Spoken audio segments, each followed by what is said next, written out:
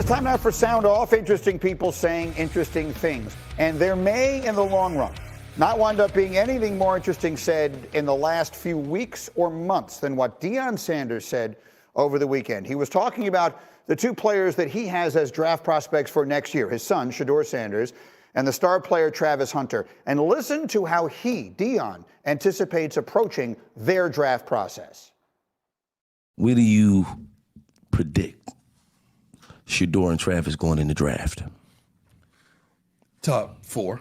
That's pretty beautiful. Anywhere from 1 through 4. One of them is going to be 1. The latter one would not go behind 4. Now, all this is subjective because I know where I want them to go. So there's certain cities that ain't going to happen. Okay, you on point. It's going to be it's going to be an Eli. Okay. And Dan Graziano joins us here. He's down at the owners' meetings as well. And you see Hawk and you see Robert Griffin. And RG3, there's been a lot of this kind of conversation. I know people made a big deal about you suggesting that Caleb Williams could consider something like that in Chicago.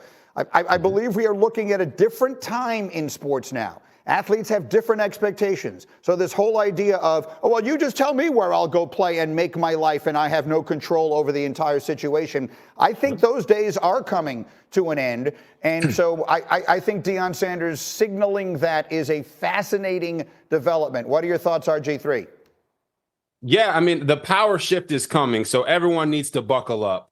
All these college coaches have been running to the NFL because they're upset that the college players have a little bit more power and a little bit more say. Well, guess what? Those same kids that they're running away from are the ones that are going to be coming up the ranks and coming into the NFL in the next few years. So Deion saying that either Shedeur or Travis Hunter should pull are going to pull an Eli doesn't surprise me at all. Look at what's happened this year. Caleb Williams goes to the combine, doesn't do anything except for meetings, doesn't even let the medical teams go out there and look at him because he says they don't need to. Marvin Harrison Jr. doesn't do his pro day, doesn't do the combine, doesn't run a 40 because they don't need to.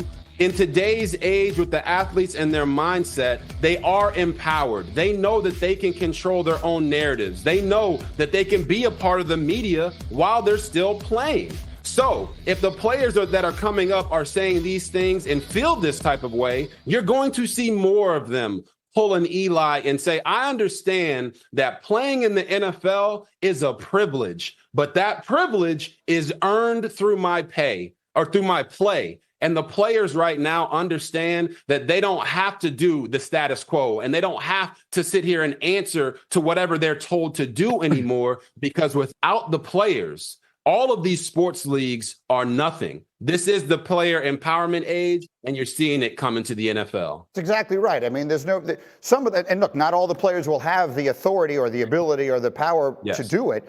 But those who do might say, oh, you mean I don't have to sit in a room and allow all these people I don't know to ask me insultingly personal questions about my family and all sorts of other things just because there's no other choice here? I think the day and age of that should have ended a long time ago, and it's ending now. Hawk, what do you think?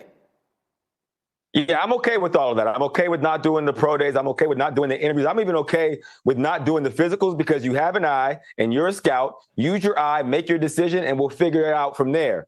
But as someone who has championed athlete empowerment my entire career, like from the media, from a playing perspective, what I always warn athletes of, there is a thin line between athlete empowerment and athlete entitlement. And this is grossly flirting with that thin line, because the thing that you're not factoring in is a quarterback. Yes, you have the abilities to be successful in the NFL. There are so many other variables and factors outside of your control. One of the most important being, how do you motivate the team that is with you? The guys in the huddle, where they look to you as someone with confidence who they trust can make the play, because it starts there.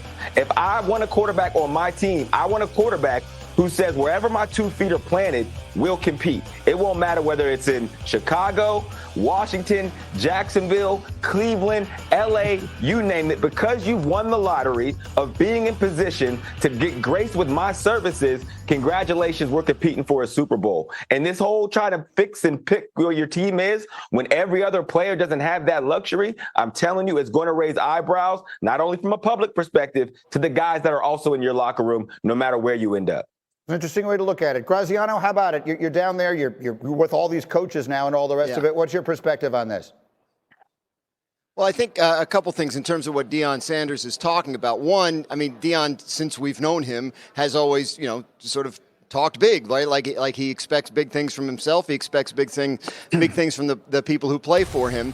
And obviously, I think he's talking about a situation where the year has gone very well for Colorado, and those two players are top 4 picks in the draft. And if that happens, then sure, they'll have that level of. They could conceivably, if they want to, have that level of power and control over their situation. But I think you're talking about a very small number of people, maybe not even one per year, that are going to be able to exercise this kind of power that we're talking about.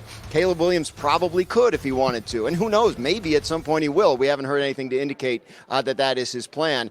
But, in terms of the Colorado guys that Deion is talking about, if they have the year that he's expecting them to, then they could be in that situation. I just think it's going to be, especially now, I think it's going to be very difficult for representative numbers of college players to exercise that kind of leverage coming out into the draft, as long as there's a draft. Now, if they can organize and get rid of the draft, then all bets are off. But I think we're a long way from that. No.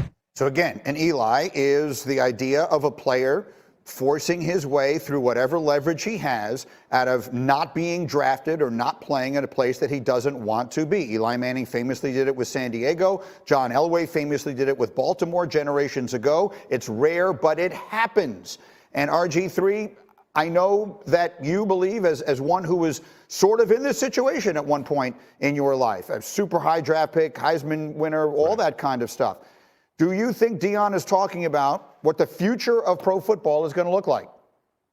100%, Greeny. It is what the future is going to be. The power shift is happening. And I got to say, when I was coming out, we went to we had these meetings with NFL veterans, and they talked to us about how playing in the NFL is a privilege. And it's not a right. It's not something that you deserve. It's something that you're blessed with. And I don't disagree with that. But for a certain select few guys at the top of the draft, they can start exercising that power that has a lot of college coaches running from the college ranks to the NFL. You look at Marvin Harrison Jr., who didn't do the combine, who didn't do pro day, didn't run a 40. And you look at Caleb Williams, who actually went to the combine and basically did nothing except for the meetings. Players are starting to understand their true value. They are now understanding that they can control their narratives and be in the media at the same time as they play. So as this continues to grow and develop, and all these kids from college who are a part of this NIL age of player empowerment come to the NFL, a select few are going to start saying, I don't want to play in this city. I don't want to be here for whatever reason. And maybe it's too hot. Maybe it's too cold. Maybe the organization's not great. But what Deion Sanders is talking about is exactly what is coming down the pipeline. And I think the coaches and organizations have to realize that players now know without them, the league is nothing. Imagine the NFL without Patrick Mahomes, Josh Allen, and Lamar Jackson. Not as many people would watch. So get ready.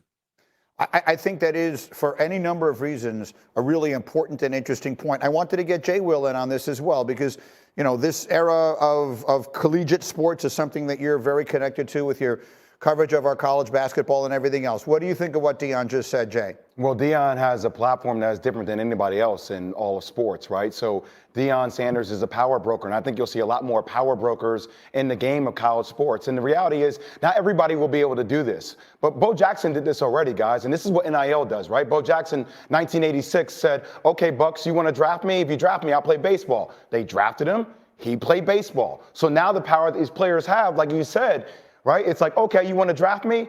Oh, fine. I'm not going to come in the draft. I'll just go back to school and make $2.5 million a year. I'll sit in my penthouse. I have other ways of earning. There's not the same deprivation of I need to make money like there was 10 years ago because of NIL. It changes everything. Yeah, I think he's right. Now, Hawk, you brought up a concern with regard to all of this that I think is a legitimate one. Yeah.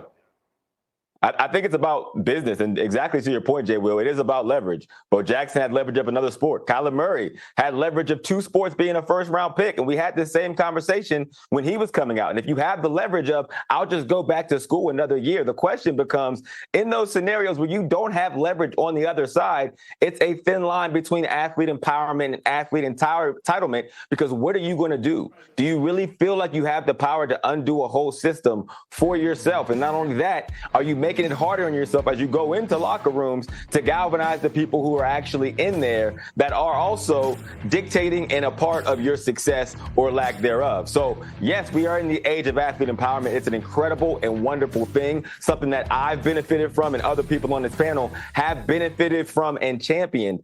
But you have to do your part. That does not mean resisting uncomfort like Mike Tomlin talks about. And I think this narrative, especially in NIL, as it permeates through all the sports, that you don't have to do anything you're uncomfortable with, or you can change all the factors to only suit you, is a bad message to send to athletes. And it will only get worse if it continues on that trend.